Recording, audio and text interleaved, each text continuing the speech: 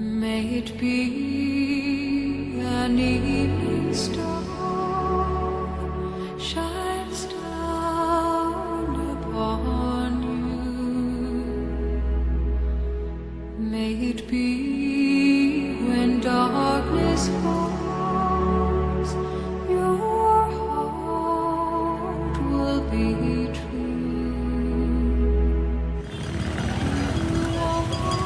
Nous sommes à Goma, une ville de l'Est de la République démocratique du Congo.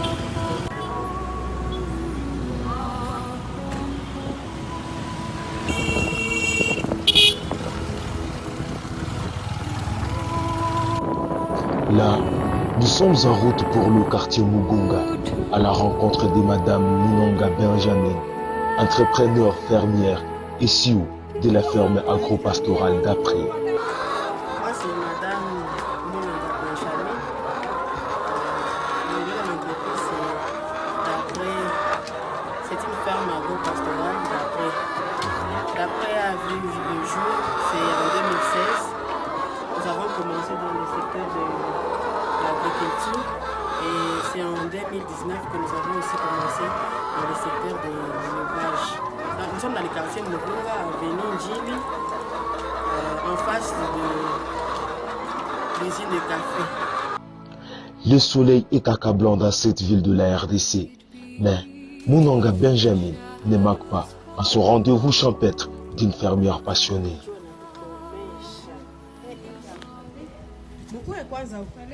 Après qu'elle a quitté la fac à l'Université libre du pays des Grands Lacs en 2015, cette femme a une année plus tard lancé son start-up, une genèse glorieuse de l'entrepreneuriat dans l'agro-pastoral en milieu urbain. J'aime beaucoup la terre depuis que je suis enfant. J'aime cultiver, j'aime faire des jardins. Alors, après avoir fini les études, j'ai vu que ça serait mieux que je puisse beaucoup développer ces côtés-là. Le côté que j'aime beaucoup, l'agriculture. Et c'est comme ça que j'ai commencé l'agriculture en 2016. J'ai fini en 2015 à l'URPG et en 2016 j'ai commencé à faire l'agriculture aussi. Au bout de 3 ans seulement, Munonga Benjamin a lancé sa deuxième unité de production afin de coupler l'agriculture et l'élevage, devenir une entrepreneur agro-pastorale toute faite, d'où la nature de l'agro-business à Goma.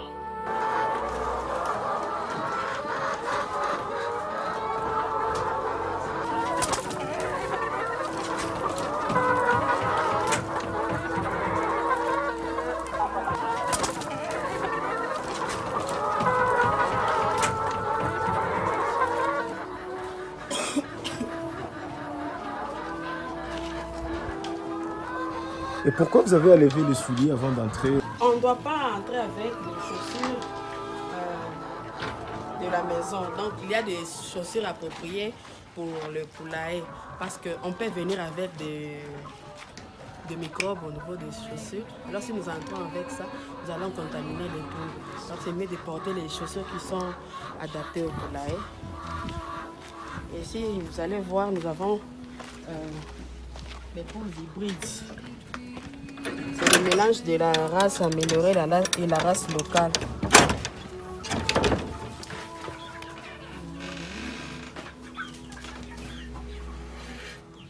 Nous faisons les deux. Parfois, nous faisons les couplages ici. Et lorsqu'il y a carence des œufs fécondés, nous faisons la commande, nous passons la commande au niveau de Kenya. Et ça vient après 2 ou 3 jours. On peut voir les poules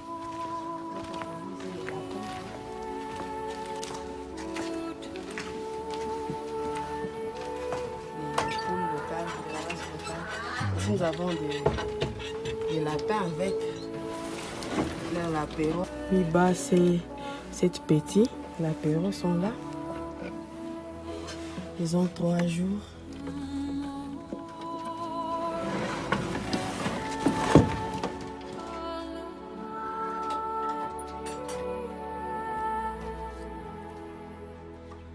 Une lapine qui nous a vraiment épatés. Vous allez voir, il y a là 11 lapéros. Donc il y avait une autre lapine qui avait mis bas 6 lapéros et elle avait mis bas 5 lapéros. Et puis la lapine était décédée. Nous avons pris tous ces lapéros, nous avons donné à celle-ci et elle a allaité les enfants. Les lapéros, plutôt. Elle a allaité les lapéros de sa copine qui était décédée. Et là, c'est l'apéro combien de jours déjà là? Ils ont 2 semaines et 3 jours. Oui. On peut passer maintenant au champ. Là, vous allez maintenant comprendre les défis auxquels nous faisons face. Oui. Nous sommes dans la période de la saison sèche qui a commencé à la fin du mois de mai. Ici d'abord, vous allez voir qu'on stocke. Là, on stocke nos œufs avant de livrer. Ce sont des œufs à consommer ou qui attendent la fécondation? À consommer. À consommer. Nous avons ramassé ça aujourd'hui. Et là, par jour, vous ramassez environ combien d'œufs? Environ 200 œufs. Comme je te le disais, nous sommes maintenant dans la saison sèche. Voici les défis auxquels nous faisons face. Il n'y a plus moyen de produire parce que on n'a pas d'eau et on n'a pas aussi le matériel d'arrosage comme les tuyaux pour faire l'arrosage goutte à goutte ou soit autre chose pour faciliter l'arrosage. Vous voyez vous-même, ça c'est le poireau qu'on a planté, mais un peu de temps ça va faner parce qu'il n'y a pas de pluie. Ici, c'était les épinards qui étaient là, mais vous voyez de vous-même comment ça a déjà fané. Pour les choux, nous avons fini la récolte des choux. Et ça, ce sont les déchets qu'on va utiliser pour l'alimentation de lapins.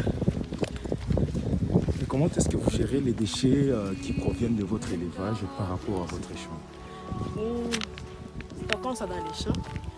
Et lorsque la saison sèche va commencer, et la saison de pluie va commencer, nous allons faire le mélange de la terre avec ces déchets-là pour nous faciliter quoi. Pour nous faciliter comme engrais. Ici c'est la tomate. Normalement on allait bien produire si la pluie était là. Hein? La production sera moyennement bonne parce qu'il n'y a pas de pluie. Et nous comptons commencer la récolte dès aujourd'hui. Espérons qu'on pourra avoir une petite quantité qu'on va vendre.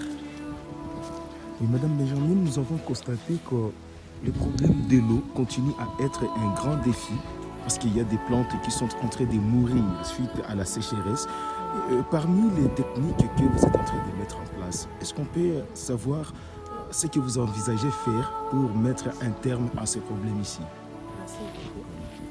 Actuellement, on n'a pas encore eu des solutions, mais on prévoit construire des serres pour commencer à faire comme les finances est encore un peu limitées.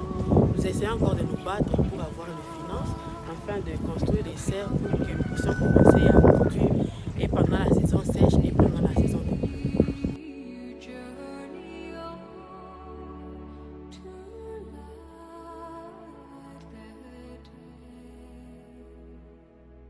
When the night is overcome, you may rise to find the sun. Alors Madame, nous voyons des gens derrière vous. C'est quoi l'apport de votre entreprise dans tout ce qui est de la communauté locale? Vous avez combien d'employés ici? Comment sont vos relations avec eux? En fait, je ne travaille pas seul, nous sommes une équipe comme vous le savez. D'autres sont partis chercher des herbes pour les lapins, mais ici, nous sommes au nombre de 10. Nous sommes au nombre de 10, avec une petite personne. Les femmes sont représentées et les hommes aussi sont avec nous. Et nous contribuons aussi d'une manière ou d'une autre au développement de leur ménage parce que nous ne font pas ce travail-là gratuitement. ils sont rémunérés chaque fin du mois. Et ça va aussi leur aider dans l'esclavage.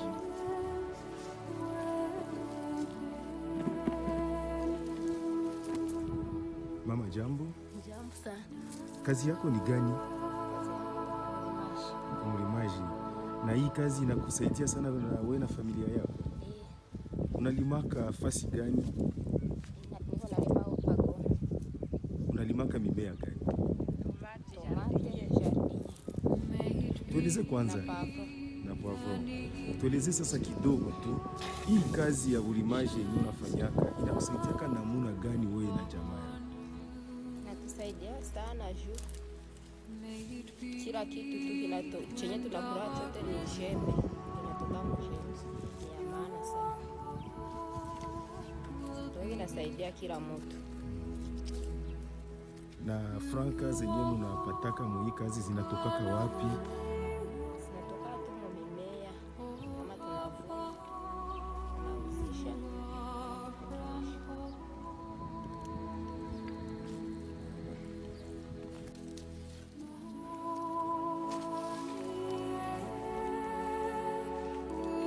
Et comme on l'a dit tantôt, une femme dans l'agriculture et l'élevage, la famille vous attend.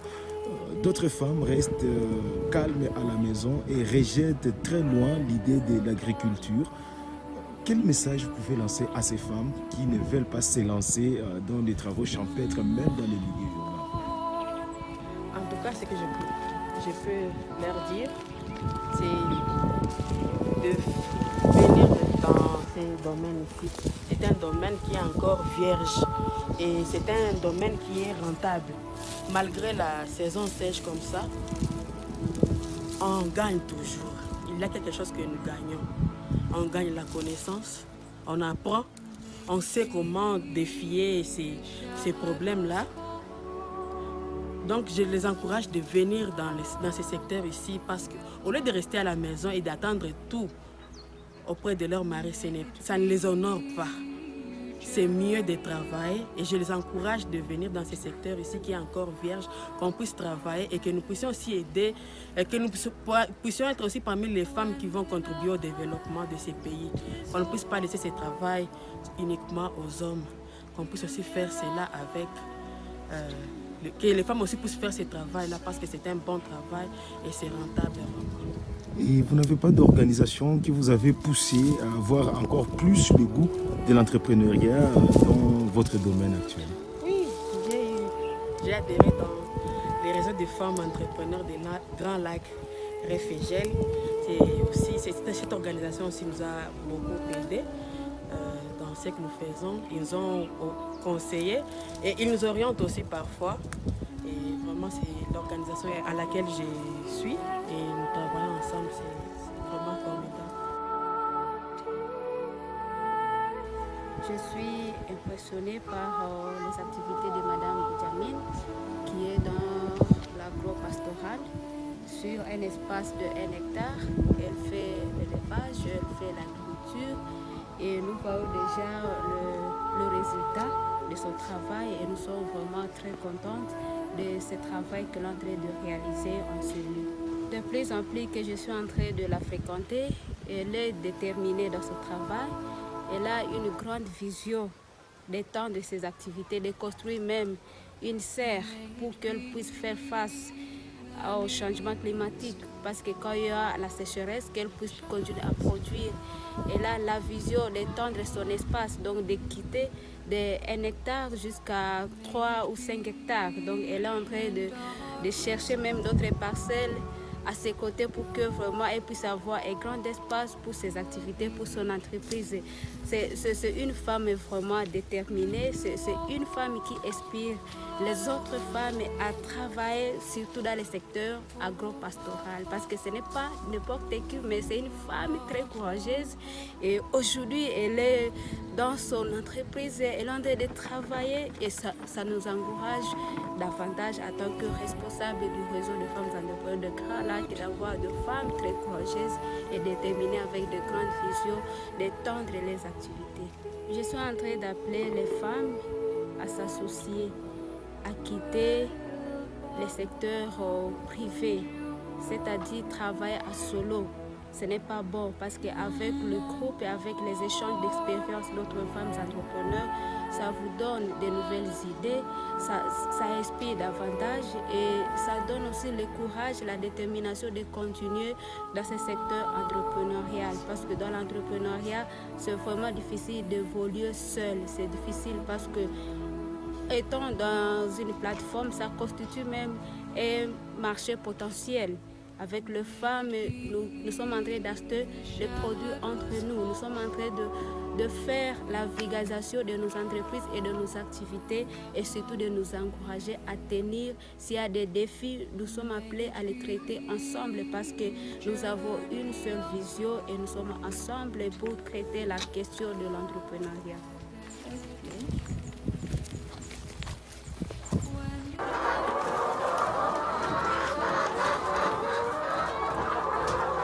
Oui, le marché est bon.